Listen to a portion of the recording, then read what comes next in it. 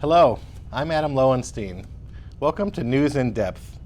Each week, we'll offer a closer look at the stories you need to know about from across Brevard County as we tap into the reporting and expertise of Florida Today's staff writers, editors, and photojournalists. On today's show, we'll take you inside a local church offering a series of sermons on what may seem an unusual topic, great sex. And we'll also introduce you to Army Sergeant Garry Thompson, who was left paralyzed by a suicide attack while serving in Afghanistan. Although no longer engaged in a battle on the front lines, his fight now is just as challenging. And we'll visit with Florida Today's education team to talk about the new superintendent for Brevard Public Schools and upcoming FCAT test results.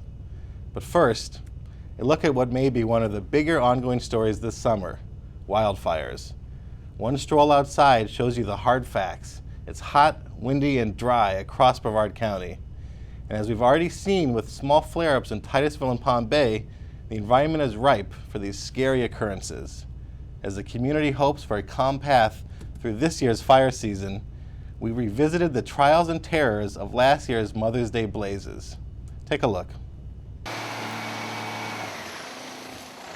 Donna and Paul Kirtley are rebuilding their lives after losing their home in the Palm Bay arson fires a year ago. The fires that swept through the city last May 11th and 12th destroyed 35 homes and damaged hundreds more. One of the neighbors, after we left, actually took a picture of the house burning, which was really hard to look at.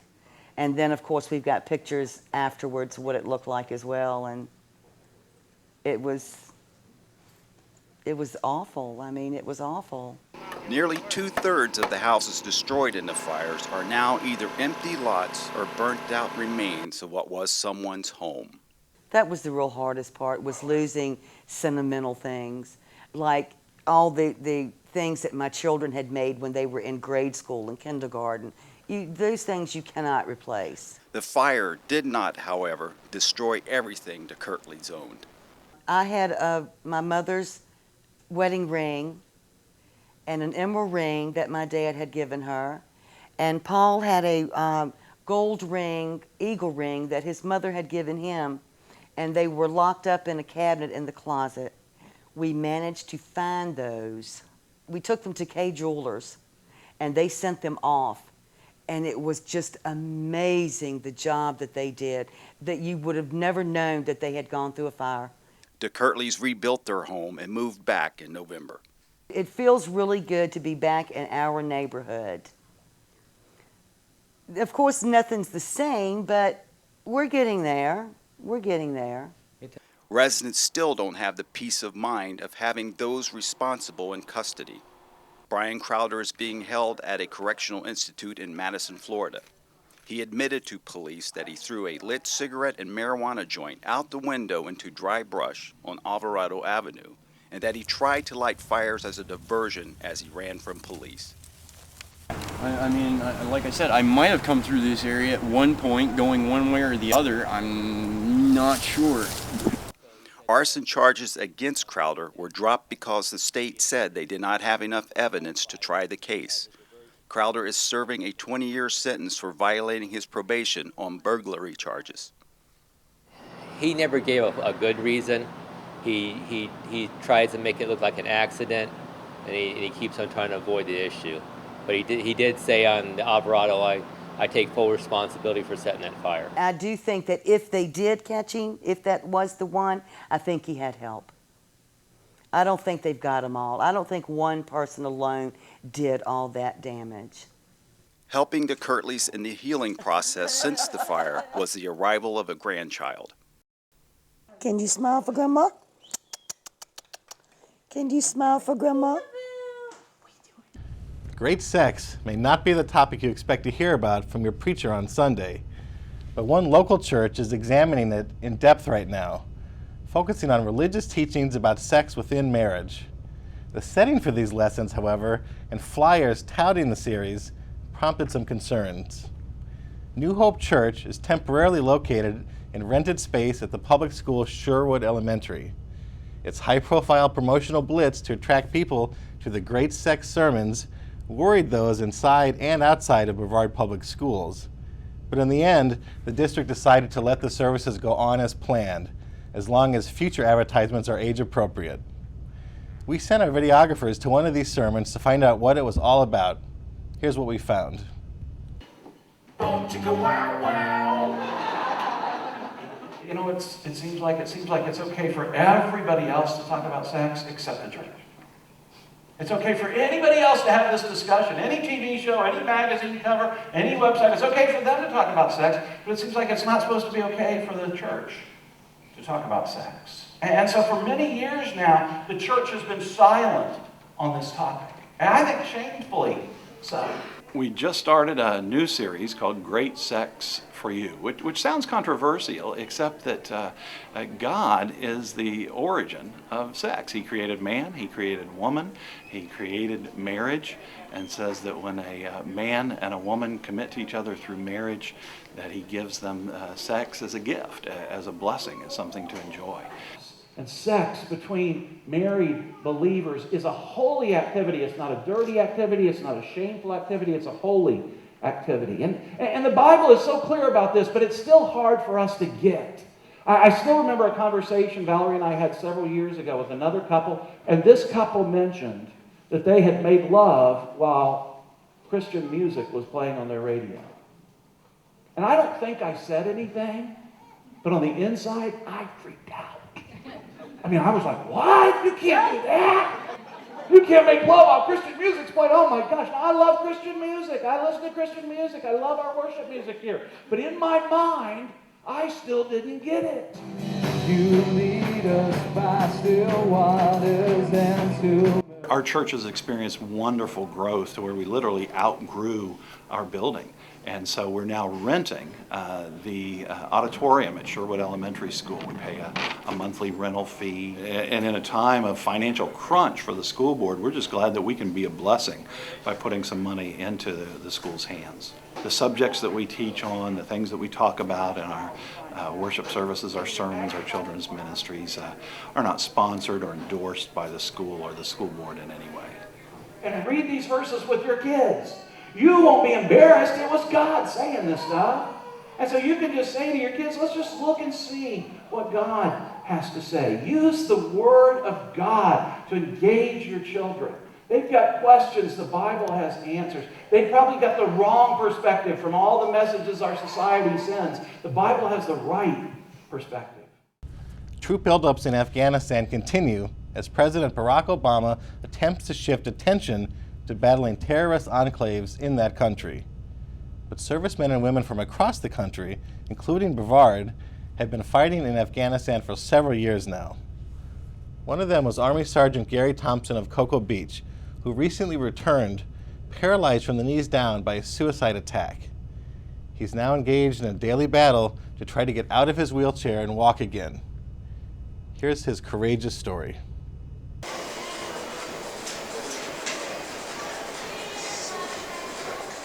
Garry Thompson plans on walking again.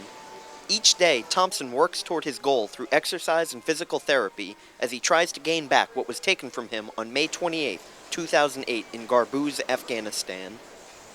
Sitting there doing the radio guard, got off. Actually, I was in nothing but a t-shirt and underwear. Went to the bathroom. Got up off the bathroom, was in there ready to type her an email. And in the middle of the email, I heard gunfire. Well, you know, in Afghanistan, gunfire, it's not that unheard of because they fire just about anything they want. But it was strange at that time of day to hear the gunfire. So I kind of perked up. And next thing you know, it got a little louder. And next thing you know, I hear my guy on the roof, my gunner on the roof, start firing off. And I was like, wow. Jumped up, started putting my gear on. All of a sudden, a big old explosion happened, and I was thrown halfway across the room. Got up, collected myself, went out there into the hallway where all our equipment was racked up. Started to get it, and the guy had ended up throwing, I guess he threw a grenade on top of the roof to try to get my gunner. He missed. And then he kicked the door in. When he kicked the door in, his intention was, because he had 20 pounds of C4 on him, was to blow himself up. Well, the first thing he came in contact with was me. I was just getting my weapon loaded up, and he started firing. When he started firing, he actually hit my gun, my weapon, 7 times, which actually took my finger off. And then the other 2 shots went into my back, one here and then one up on the top shoulder blade. And I went down, and I was like, holy I'm hit. I'm hit. I'm on the ground. And the only thing that kept him from blowing that thing up was my cook. I actually shot him before he got a chance to detonate. So that's the only reason I'm here today. Thompson was airlifted to Camp Salerno near the Afghan-Pakistan border. When I got inside, the nurse, she's some type of, I think she's a lieutenant colonel. She looked at me, she said, "You in much pain?" I said, "Yeah, you got anything for it?" She said, "Yeah, good night." And that's the last thing I remember. From Salerno, Thompson was flown to Bagram Air Base, then on to Landstuhl Air Base in Germany. Soon after, Thompson's wife, Jennifer, got the upsetting news. I got a phone call, and it was a 703 number, but when he called me from Afghanistan, it always came in on a 703 phone number. So I thought it was him. So I answered the phone, and I was like, "Hi, honey." Well, it wasn't honey. It was the Department of the Army, and they told me there had been an incident. They couldn't tell me if he was going to be okay. They couldn't tell me what happened. They just told me that he got shot once or twice, it was unconfirmed, in the back and in the stomach, which it turned out it was twice in the back. And his trigger finger had to be partly amputated. So of course I was hysterical at this point on the ground, and my best friend was there, and she drove me right to his mom's house. But it wasn't long before Jennifer Thompson got a much more uplifting phone call. I got a phone call, and it was an unknown phone number, and I picked it up. And the nurse said, "I have a handsome young man here who would like to speak to you." And it was Garry. And he said, "Hi, baby, I got hurt." And I said, "I know, honey." And I started crying, and I was like, "I love you, and I'll be there as soon as you get back to the States." And he said, "Okay." And just knowing and just speaking to him on the telephone, I knew that everything was going to be okay. Garry Thompson was then flown to Walter Reed Medical Center in Washington, D.C., where he was reunited with his wife and family. I was laying down, and I felt her touch my hand, and she said, "Hi, baby."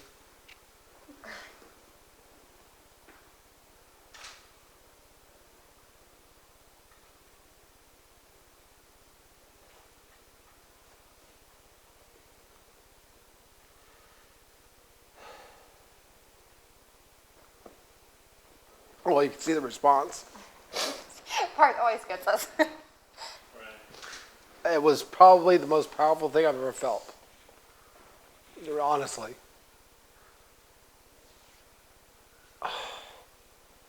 Just relief. Sheer and utter relief. Thompson tried to stand for the first time following his injury on June 16, 2008. Soon after, he was sent to Tampa for further rehabilitation, and he has been home since October. He has worked to the point where his upper legs have feeling, but he is still paralyzed below his knees. I can stand. I can walk with a walker. I can drive my vehicle. I can go to the store. You saw me with the wheelchair. I can actually do all that stuff on my own. Progression is what you make of it. Depends on how much heart you have and what you want to put into it. You only get what you put into it. And that's ultimately what it's all about. So my wanting to put everything into it is to be able to take that chair and throw it in the freaking trash. I hate this thing. Absolutely hate it. You know, I've told her if it gets to that point where they say this is it, then I'll actually look at trying to chop my feet off and get some type of prosthetic so I can stand up and walk. That's my goal. Thompson was awarded the Purple Heart and the Combat Action Badge for his service, something he does not regret. You'll have some guy come up to you and just shake your hand and say, "God, thank you."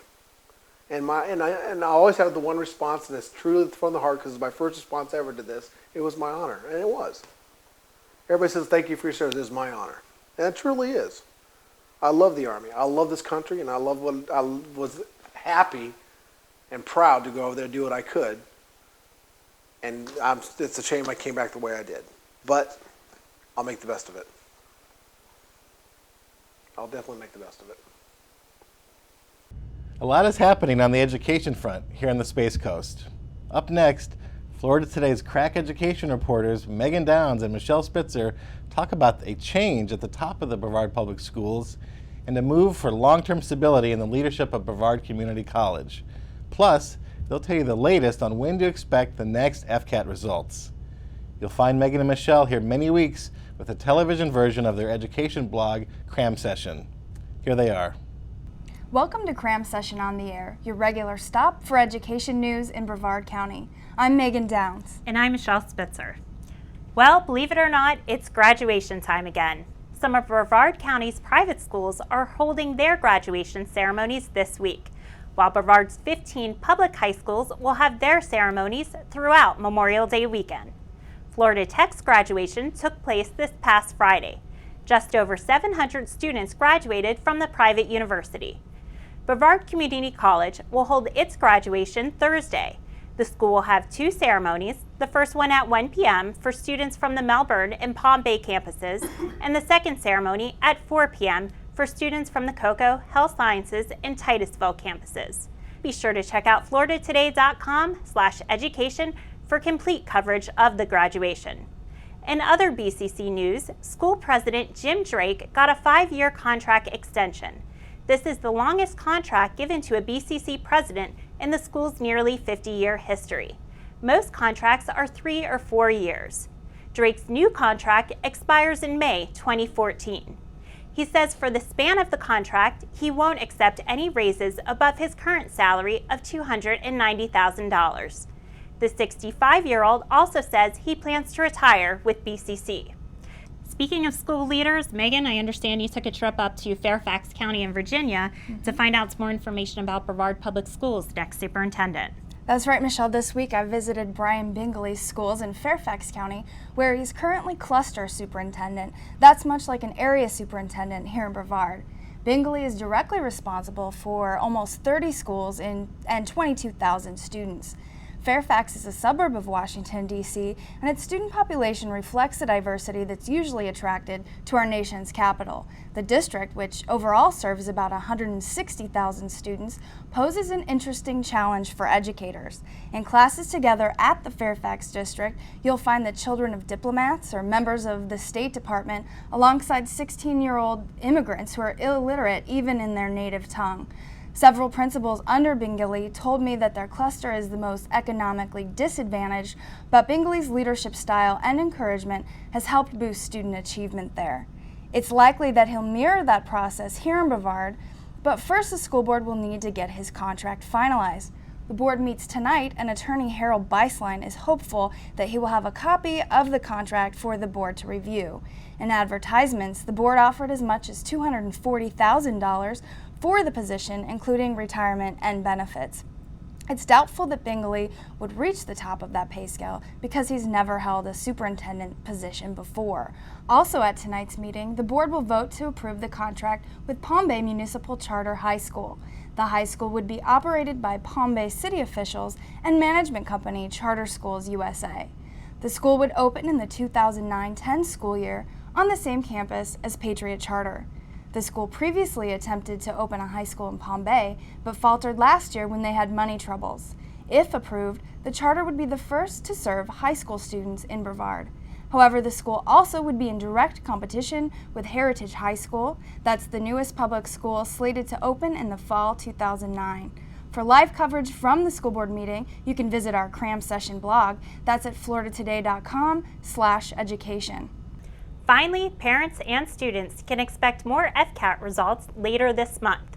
We're still waiting on scores for reading and math grades 3 through 10 and science for grades 5, 8, and 11. All are expected sometime in May. Stay tuned to floridatoday.com/education for more information once exact dates are released.